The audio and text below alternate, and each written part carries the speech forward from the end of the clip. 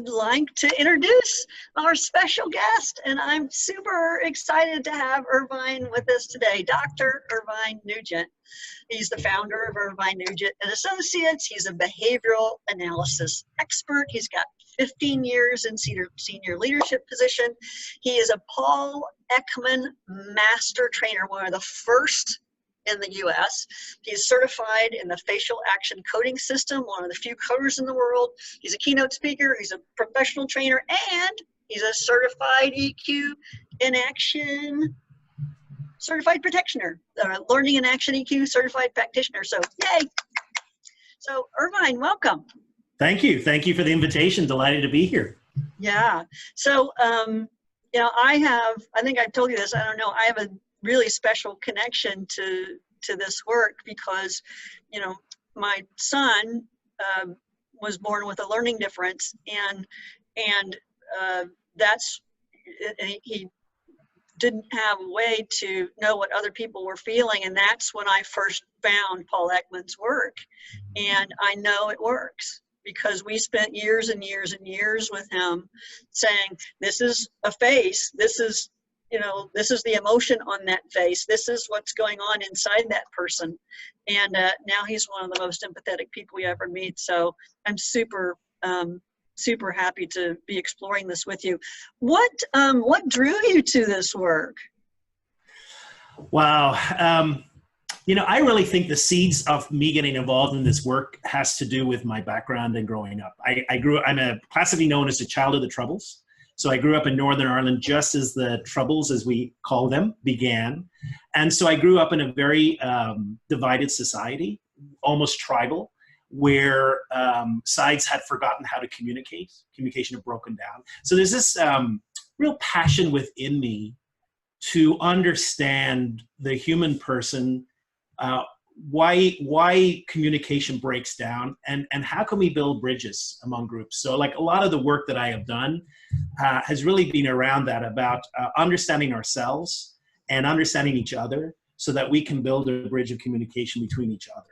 And that's taken on different facets in my professional career, but this specific work actually came to me during my doctorate. I was in a doctorate in management. And my subject area was to do with accountability and transparency among CEOs. And with that, you know, issues of impression management, issues of dealing with emotions and fears, and all that came up in my grounded interviews. And so the work of Dr. Ekman came to me as well. And I just got hooked, fascinated. And it has been a wonderful journey and really has amplified and helped all of the other areas that I've been involved in. Yeah, I appreciate the origin story of that. So how do you tell people what you do? Like, what's your elevator pitch? At the moment, as it changes, but at the moment, I know, mine too. I know. I always say to people, look, I help people expand their emotional intelligence so that they're better able to connect, to communicate, and then to make difficult decisions in critical times. So there's the element of using this as well. Why is it important? What's this emotional intelligence for? And it's so that we can improve human relationships and decision making. Yeah, I hear that. So how do you, when you're first maybe engaging with a client, how do you assess their emotional literacy, like their benchmark to start with, and then what do you do with that? So it's a really interesting question. I think there's a couple of elements to that. I think one element is, how do they express their emotional life? So when they're beginning to and I would throw in a few questions there which evoke emotional situations. You know, tell me about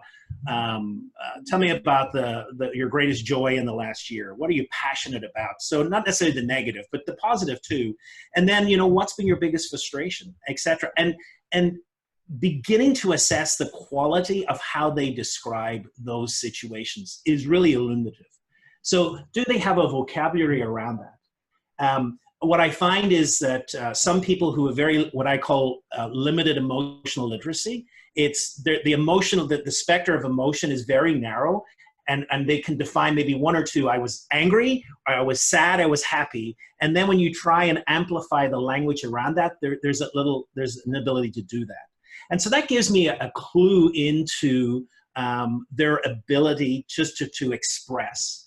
And then from that, then I agree, point to self-awareness. So how aware of themselves are they of what's going on? What's going on somatically, physiologically within their body? Are they aware of what's happening when an emotion happens?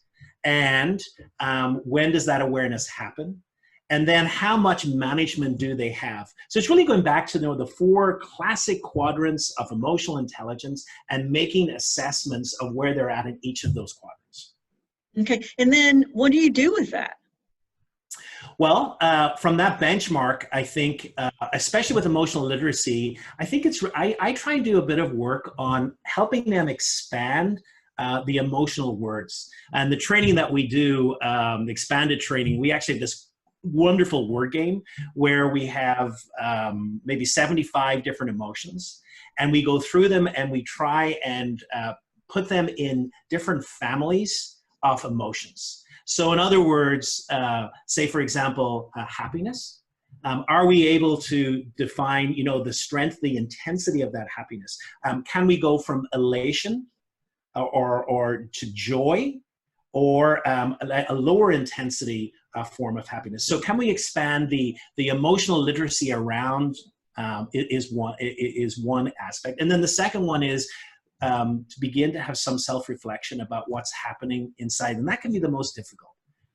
Really, wow, so much of the work is around the opening and the burgeoning of self-awareness. And this ability to notice the connection between how I feel, how I express what I'm feeling, and how I feel that physiologically within my body. Yeah. So a couple of questions that are coming up for me that either people from the audience ask when they registered, or that are just coming up, that have come up for me before. I have kind of been part of coaching programs where they've said, well, if, I tend to want to ask people how they feel when I'm working with them. I want to ask people how they, what they're feeling right now. Mm-hmm. And what sometimes I've been coached that, do you hear an echo? I don't know. Okay, maybe it's just on my end. Sorry, I can live with it.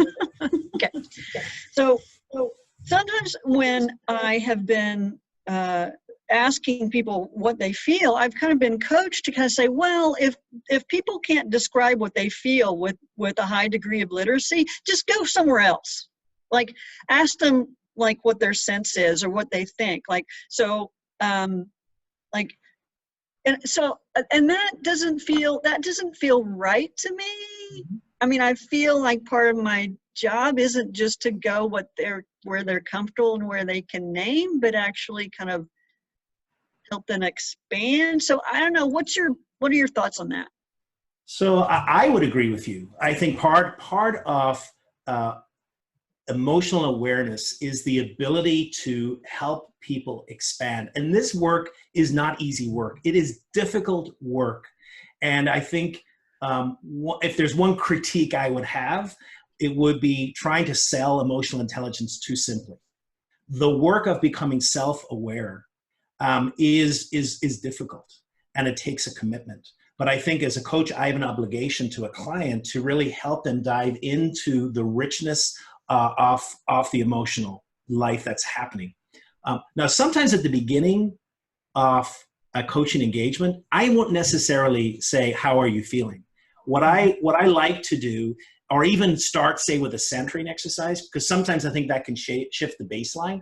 I like to go in and just kind of experience and try and read what's happening. Read what's happening in their face, what emotions are they showing, and then read how they're describing the situation they're in, then really being able to look at that situation and reflect back to them. Here's what I think I'm seeing. Here's my impression. Are you aware of this? Because very often, if people have low self-awareness, they're not aware of the emotions really that they're putting out. Yeah, I had a client and I worked with him for a long period of time, and I would notice that sometimes when he talked, his eyes would pool, right? And my sense was when that happened, that he was, I'm say obvious, maybe it wasn't obvious, he was feeling something. It might have been like uh, a sadness, or it might even be kind of this sweetness. And I would mirror that for him, and he'd have no awareness of it. Mm-hmm. So I'm curious, like how often that happens with you, and how you work with that over time.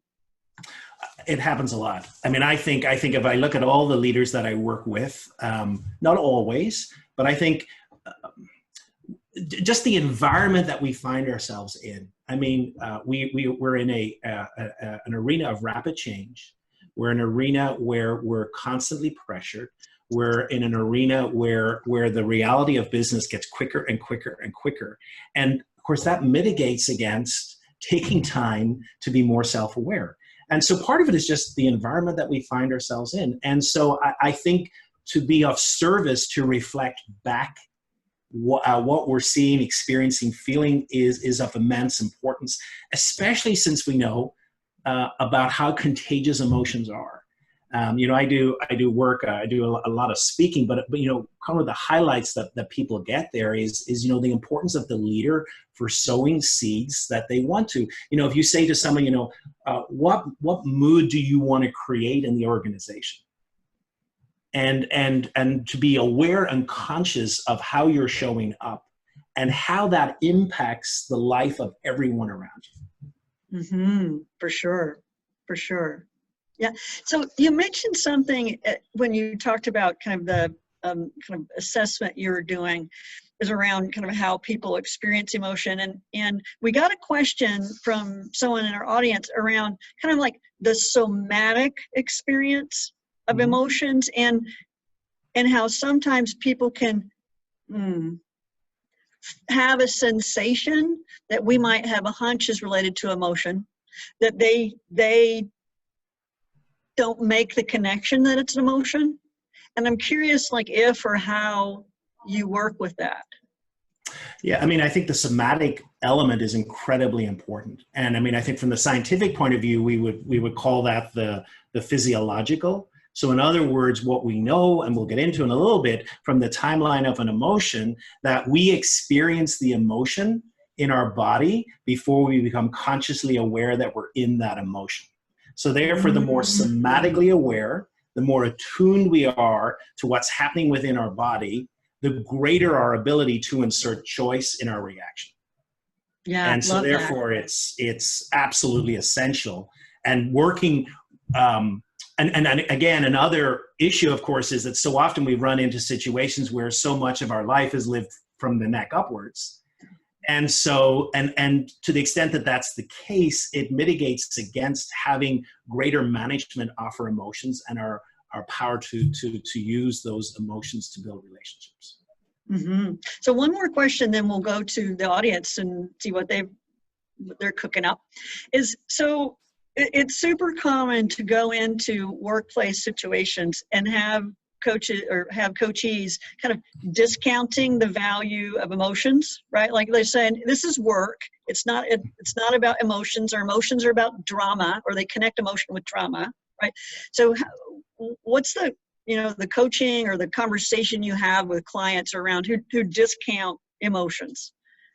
Well, first of all, there's a great coaching conversation just within that question as well. When I get clients and they say, oh, emotions just, I don't want the drama, etc. So then I'm curious about, well, where's that coming from? Because there's certainly an emotional history there there's attaching drama to emotion. That's drama. So what is it about your history that sees emotion as drama? So I think that can be fascinating. That's good. And then I think another question is this, look, whether you like it or not, you cannot stop the emotion. The emotion that's really good. Yeah. Before you become aware. So what we can help you is become aware of the emotions that are already there. But to think that there is a situation where you can have this clinical scientific environment that is emotionless is not scientific. Good luck. It'd be more emotional denial than well, totally, yeah. And I think, what I do is very often, I do a lot of work in the scientific community, and so sometimes it'll come, and I just say, let me show you the science. And I think when you say that, the science, here's the science. The science is that you cannot stop the emotion. You have choice on how you want to behave with that emotion. And I think once you do that, I love, I think most people are receptive. Yeah. For sure. Okay, Chris, what's going on in the chat? Or any questions? I see there's some questions. Hey, Allison.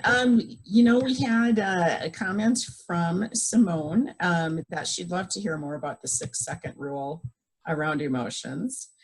And we haven't had too many other questions specifically, but a lot of people are saying a lot of this is resonating with them. Nice.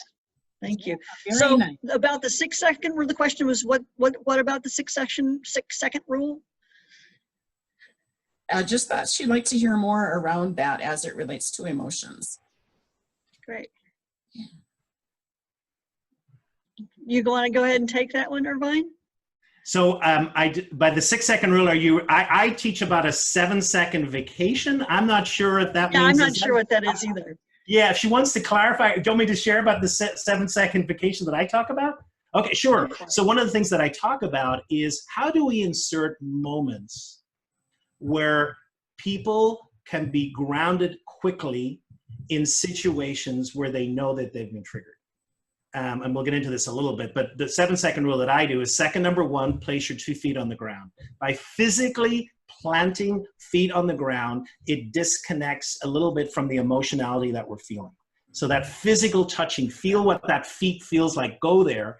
3 seconds, breathe in for 3 seconds. And that is just assess where you're at with your body. And this is the whole somatic thing where sometimes when we're in the midst of feeling something, our body is out of whack, or we've moved, or we're here, or we're back, or whatever. And then 3 seconds to breathe out, to let go of tension, and then to reposition. Yeah. That's nice. Yeah, so I'm not sure if that was the 6-second. That's the one that I use. I think it's based, so there's an organization that has an emotional intelligence instrument. And then they're called 6 seconds. Right. And they say it takes 6 seconds to experience an emotion. But I guess you might say it's happening in the body, whether you're recognizing it or not. Is that so? There's a difference between when that emotion, after being triggered, when that motion is happening, and then there's a different question about when we become aware of that emotion. That can be 6 seconds, which actually is a pretty long time when it comes to emotional life. But so there's a different question between awareness and what's happening. Whether we're aware or not that we're in an emotion, it is happening. Right. So we've got a question about, can you please share your perspective on the genesis of an emotion? Thank you, Robert. So Robert, I think we're actually about to go into that with the timeline. So Robert, if you just wait just a second and we'll go into that, and then you can ask then. I think we'll actually talk about that. Cool. And I see Alan just posted a question. How do you define the difference between emotion and feeling? Yeah, it's a great question. I think they are used interchangeably a lot but I think for the emotion is more the technical aspect of a scientific description of affect is emotion. And I think people describe what's happening within them is more the feeling that I'm feeling on that emotion. Great. Thank you. Anything else, Chris? We have just FYI from our poll, we do have more than half of our folks on today are executive. Thank you.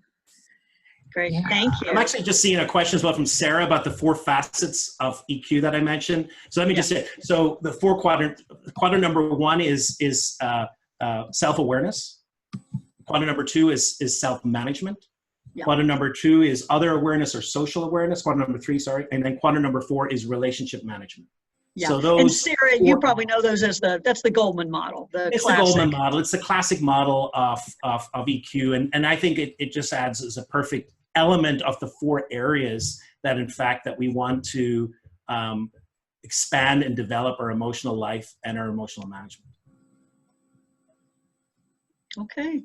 Well, thank you very much, Chris. So appreciate that. Okay.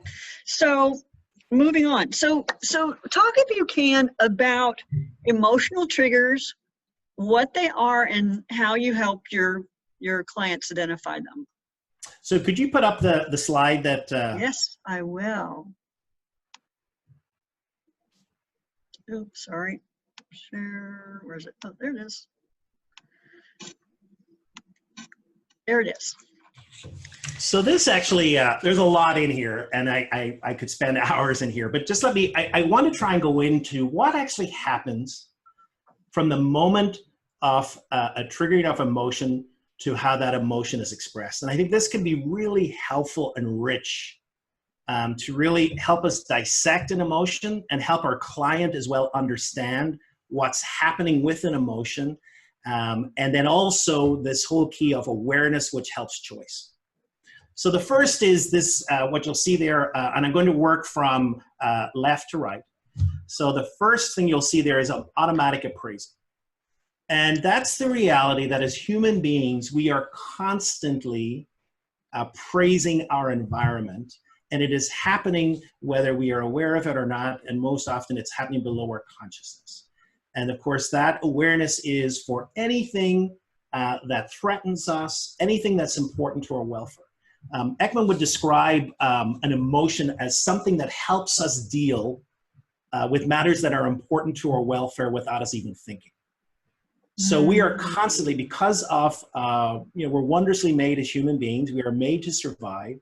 And part of that mechanism is this appraisal system, almost like a radar, that's constantly on the lookout for anything that is important to our welfare. And then above that, you'll see trigger. And so there are events that happen to us that cause a trigger, and that trigger goes into our emotional alert base that we need to be pay attention to this because it is important to our welfare. And that triggers an emotion.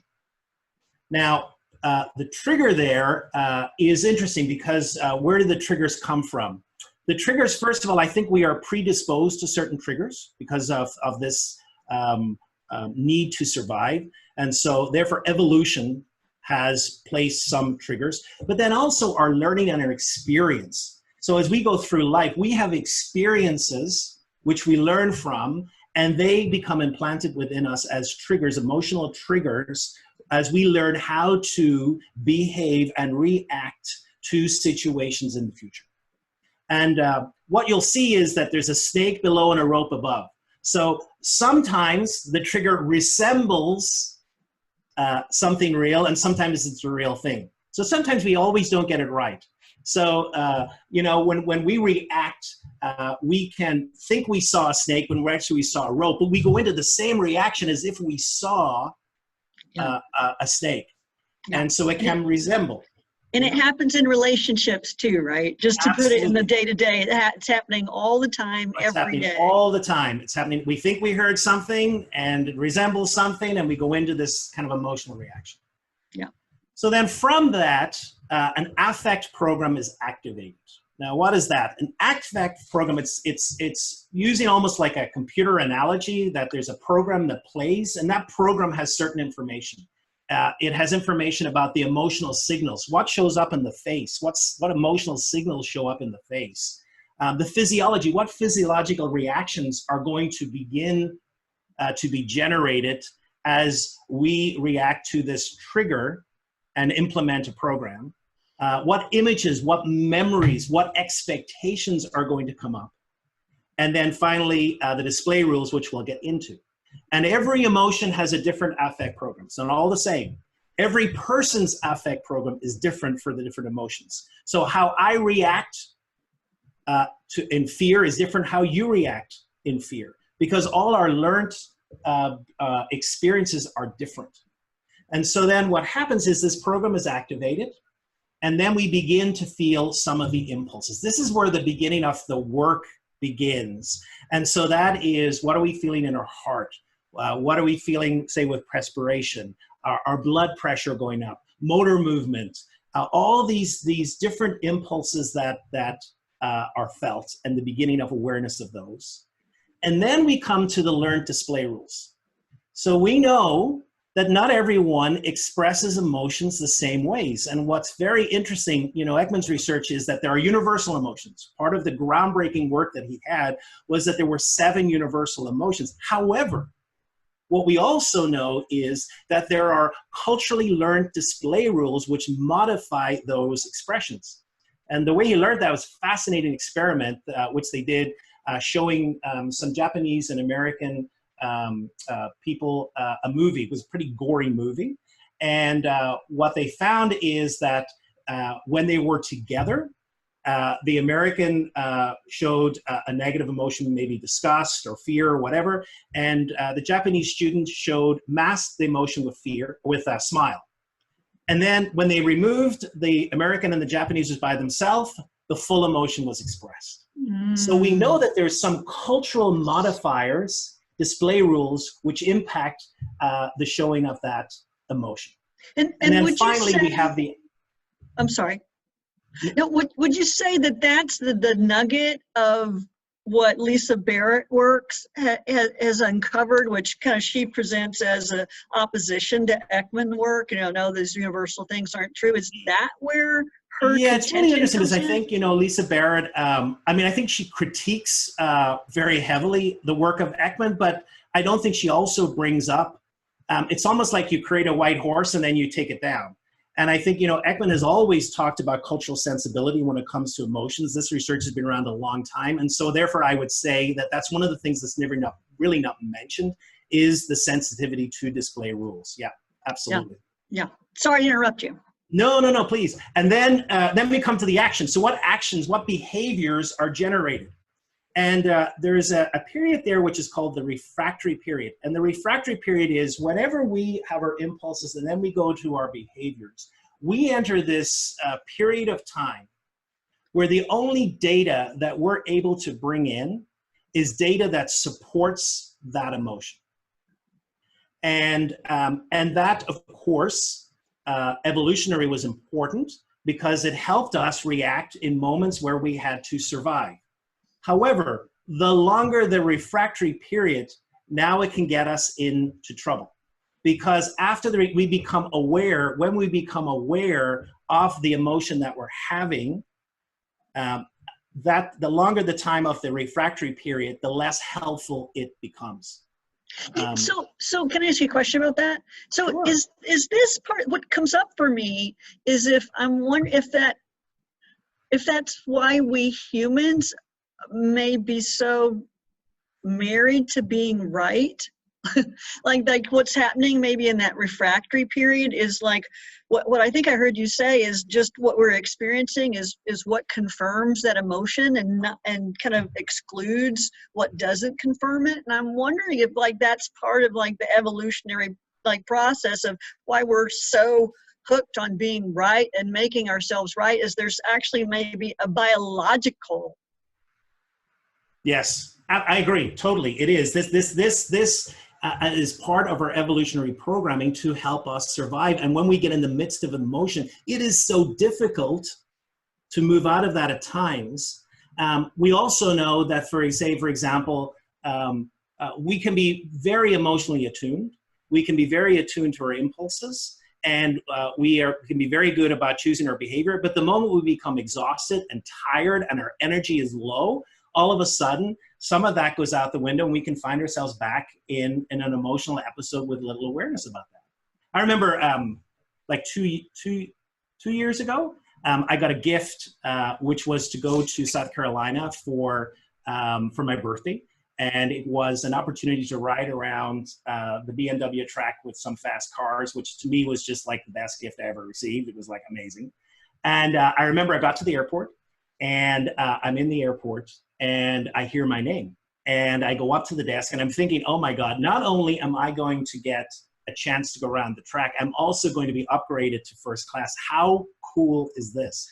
I go there, and the woman who made the announcement trying to help me says, sorry, Mr. Nugent, to tell you, but the incoming flight will be delayed, and you're going to miss your connection, and there is no way we can get you to your destination tonight. Now, I heard, I didn't even hear that whole sentence. I heard, there's no way we can get you. And all of a sudden I went into this anger, because, one of the things we know about emotions, they have universal triggers. And one of the universal triggers for anger is taking away something, is denying a goal. And so I had this goal of wanting to get there. And all of a sudden, Fred, my husband, is with me, and he taps me on the shoulder. And he says, Irvine, stop. She is trying to help you. She thinks she's found a way through another route to get you there. And of course, I hadn't heard that. I was in the midst of the only data that I could receive in is my goal has been thwarted, and this person has thwarted my goal. And I was in the midst of that. And then I became aware, and then I was able to deal with the reaction that I was having. Yeah, but it took that tap on the shoulder. It was a tap on the shoulder before I became aware that I was in the midst of that. That's a great example. And then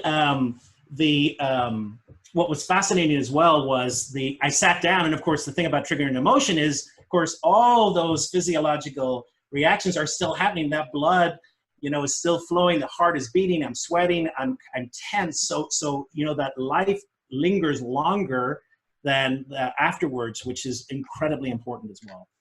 Yeah. Awesome. So then how do you work with clients around this? I mean, obviously you educate them on this, and then what? So I think what I like to do is I like to, first of all, begin with trigger. And kind of what are some of your emotional triggers? And then especially in the workplace with leadership coaching, what I like to do is I like to show them or share with them some potential triggers, and then really spend some time asking them to identify, have they noticed situations where they get into which evokes from them an emotional response, a triggered emotional response. So I think part of it is just that awareness. And oh my God, the workplace is so full of them. Everything from being budget cuts to people feeling left out of the loop, to people not responding to an email. All these events happen, and they can trigger behavior. So becoming aware of that, then helping them plot that out. And there's an exercise that I like to do with a graph that helps them plot out the life of that emotion and how that showed up, to really help them begin to identify the intensity and the life of that emotion. And then from that, begin to then look at the impulses, can we become more aware of when the emotion first shows? We cannot stop the affect program being activated, but we can become aware earlier of the impulses. And the earlier we are of the impulses, the more choice then we have about the action that we want to take. And then finally, it's working a little bit on what would be. So at the moment, this is how I react. How would I like to choose something different? What reaction might be more helpful for me, or more constructive, or build the relationship, and work a little bit on that. Yeah. So would you have them kind of tune into their body? Like, okay, when you're triggered, what sensations are you feeling in your body? And like, that's their cue that they need to, employ the 7-second rule, ground the feet. 7-second rule, or especially if they're in a situation where say it's a weekly office meeting where something keeps repeating itself. So we have an opportunity for them to really learn from that. Then it's the beginning of almost becoming aware that a situation might arise where, say, I'm going to have this emotional reaction, beginning to become more aware of those impulses at the beginning, a recognition that, okay, I have been triggered in this emotion, and then almost what now have I prepared? How might I respond differently? And it may be the 7-second rule, it may be just not responding, breathing, and becoming more thoughtful. or it may be something more active in choosing another action. Cool. Cool. So one of the things we said we'd do is a demo. Is this a good time to go into the demo? Sure, absolutely. Yep. Okay, so I'm your client, and hey.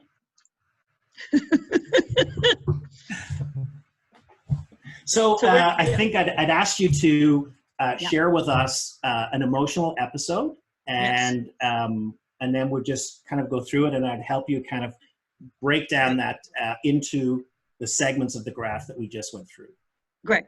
So yes, not long ago, I experienced more anger than I think I can remember experiencing in my entire life. And the situation was that my brother had told me he'd held on to some information he said he'd learned that I'd said that that wasn't true and had substantial impacts. That our father passed away about a year ago, and he said he'd been told that I had recommended that he not be put in charge of the family's affairs. Okay, and it's not true. There's not a part of it that's true, not any of it. And he said he held on to that and was real upset about it. And I felt accused. I felt hurt. I felt angry. Yeah. So let's go back to the moment when this played out, and when you're looking at that initial conversation. So were you face to face with your brother? How did that initial conversation come up? That it happened in an email, and he copied my other brother. So the first moment that you learned of that is when you open an email. Yeah. And then you read the email. Yeah. Okay. And as you go back to reading that email, yeah, when if you had to break down that experience, were you aware? How quickly did it happen before you were aware that something was going on within you? Oh, not long. Okay. I mean, it's just like it was. Oh, I didn't make it through the email. It's kind of like you described your experience at the airport. I didn't make it through the email. Okay. So as you go back to that, what were some of the physiological reactions going on within your body? Do you remember? Yeah. So yes, my heart was racing. I was feeling hot. Mm-hmm. And it's so funny. I had thought, and very kind of constricted, restricted. Mm-hmm. Yeah, if that makes sense. Yep. Yeah. And so you read the email. You began feeling these emotions. You had these impulses. What was the behavior? What happened? Talk a little bit more about. So you read the email. Yeah. You barely read the end of it. I was apoplectic. I was beside myself, and I wanted to respond, but I also knew that I wanted to respond in a balanced way. So I took a lot of deep breaths, and I thought about it. I talked to my husband about it. I thought about what I wanted to say, and I thought about what the outcome was that I wanted.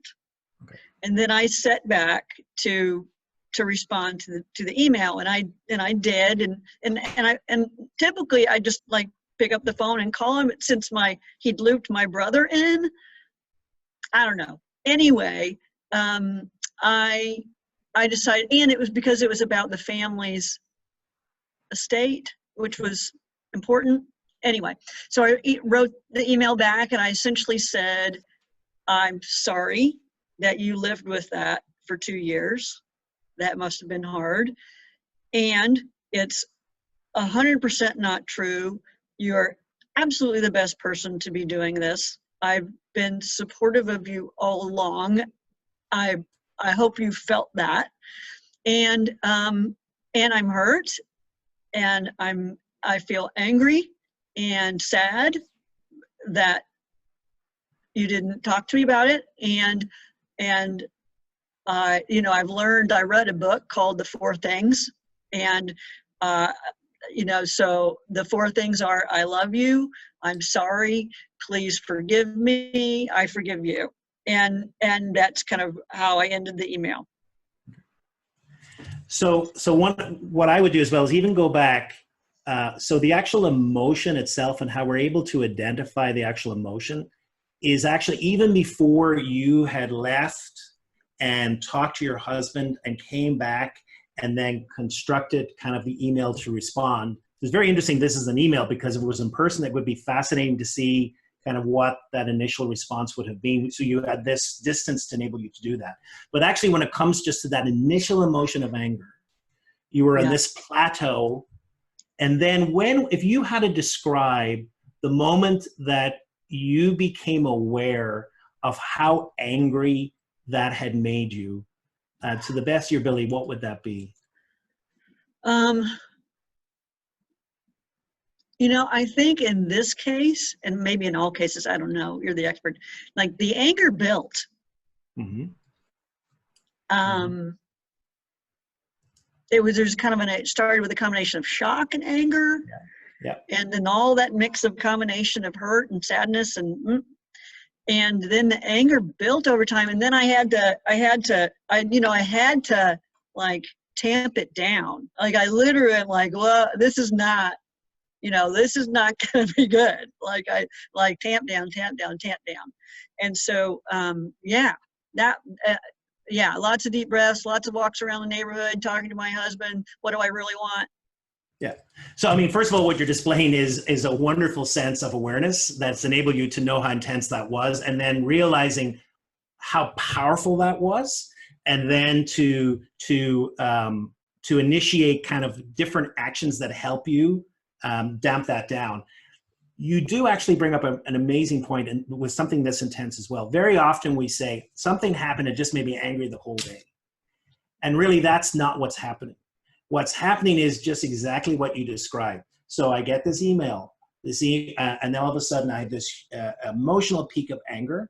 Okay, I become aware that I'm in that anger, and then I rethink about that. That comes up, that email comes up again, and it triggers me again.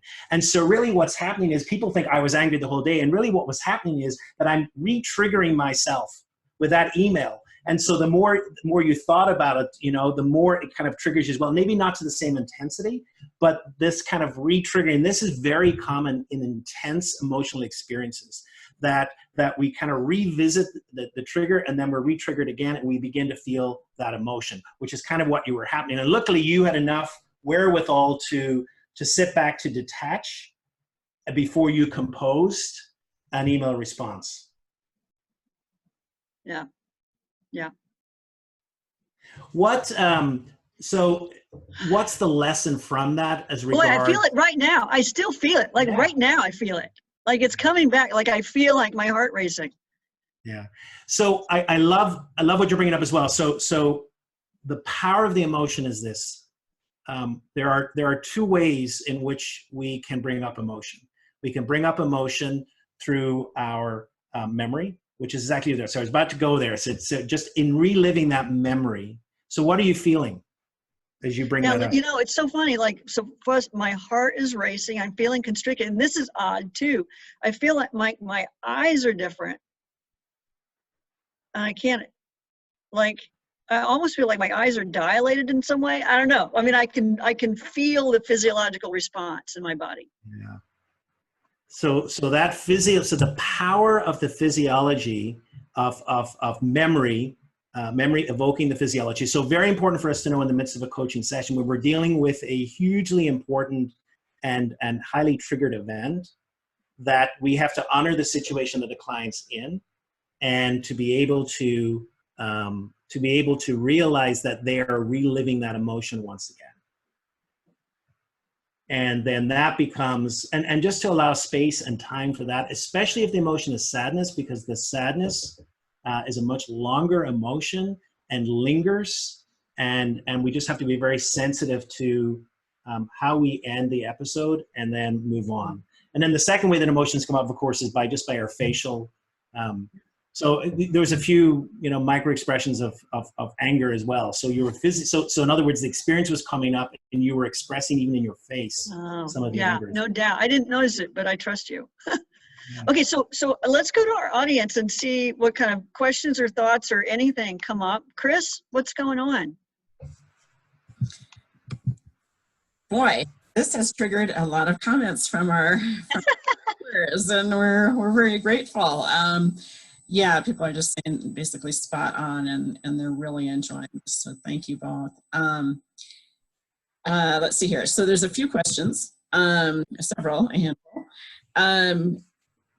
Julia Robinson asks, how do you help a client shorten or pull out of the refractory period so they aren't just recognizing data that confirms the emotion? I did not hear I'm sorry, Chris, I didn't hear the first part of that question. Oh, sorry. How do you help a client shorten or pull out of the refractory period so they aren't just recognizing data that confirms the emotions? Yeah, that's a great question. So I think the big problem is, of course, is that what I didn't say here is that the strength of a trigger depends on a number of things. The more intense the original experiencing of that trigger, the earlier it happened in our life, or the more recent that trigger, the harder it is for us to manage that trigger. So sometimes, depending on what a person is feeling, that refractory period can be longer, and I think we just have to honor that. I think the only way of lessening a refractory period, and remember, a refractory period is not all bad. So a refractory period helps us survive. But I think a way, if it's unhelpful, of lessening is making that awareness earlier. And so doing a lot of work around the impulses, the somatics, the the physiology of what's happening within the body. So to help them identify a little bit earlier what's happening. And then also to become more familiar with their common patterns of triggers. I often say, we have a unique fingerprint. I always say we have a trigger print too, which is unique to everyone. Wow. And the more that we can really investigate and really notice what's triggering us, the more data and power we have to notice then what's happening within us. This is not easy work. I mean, if this was easy, everyone would be doing it, and it's not. So I definitely understand that. But I really, the clients that I've worked with who have used it have really been helped. Cool. Nice. We have a question about what is the difference between an emotional trigger and an emotional block or blockage? And that comes from Jody. An emotional trigger and an emotional blockage. The way that I would understand it is the blockage is a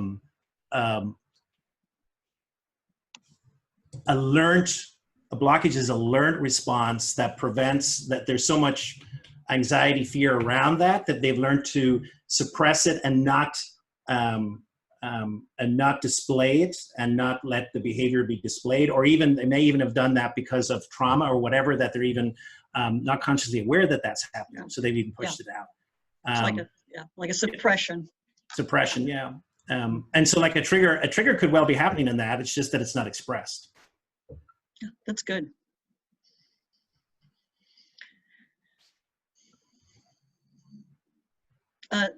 Chris, you're on mute. Sorry about that.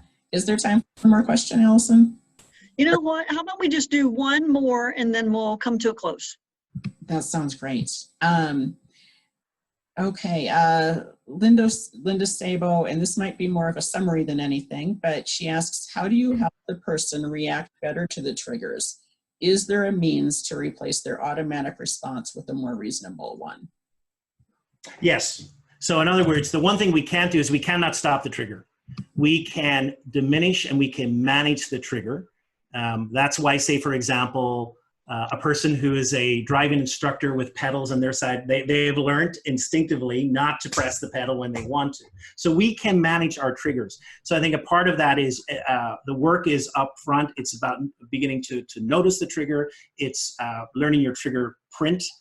It's learning, it's going through each of those emotions and finding how does anger show up within me, and how does fear, how does joy, how does sadness. And so it's really that work of getting very granular within those emotions and learning the impulses that are generated, so then that we become to notice, there it is, there's that trigger. Now how do I want to respond? Nice. Nice. Thank you. So any closing comments you want to make, Irvine, here before we complete? You know, this is, I realize I tend to do this a lot. I unpacked a lot knowing that we had a very short period, but I think that this is so rich, I think, and really breaking down the emotion can really give people insight into what's happening in a concrete way that often can remain mysterious. And so a lot of what we did today, we have a full 2-day course which goes into this at great length. So, I mean, I think, yeah, if you're intrigued or interested, or if you want to read more, I mean, Paul Ekman's book, Emotions Revealed, is a masterpiece, and really gets into, I was just looking at some questions there about universal, what are some of the universal triggers, et cetera. It goes into a lot of this research. So if you're fascinated about this, that's certainly one resource that could really help people. Fantastic. So